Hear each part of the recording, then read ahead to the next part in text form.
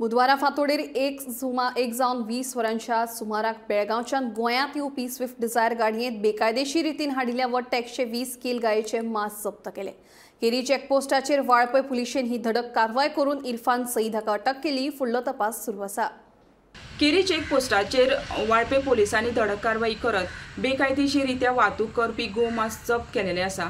ह्या वेळार सविस्तर म्हायती अशी की केरी चेकपोस्टाचेर जेन्ना वाहनाची तपासणी सुरू आसली तेन्ना स्विफ्ट डिझायर गाडयेन वाळपे पोलिसांक गोमांस सापडले आणि जेन्ना चौकशी केली तेन्ना तेंचे कडेन खंयचेच प्रकारचे परवानगी नासलेली आणि ताका लागून जे गोमांस वाहतूक जाताले हे बेकायदेशीर आसा हे सिद्ध झाले। ह्या प्रकरणी इरफान सय्यद मूळ उज्वल नगर बेळगांव हाका ताब्यात घेतलेले आसा। तशेंच एकूण जी गोमांस आसा हे 120 किलो आसा आणि तेजी जी रक्कम आसा ही 13,000 आसा असो प्राथमीक अंदाज आसा। ही जी वाहतूक जाताली ही बेळगांवच्यान गोव्या कडेन वयताली आणि ही जी धडक कारवाई जालेली आसा ही फांतोडेचेर 1:20 दरम्यान जाल्या।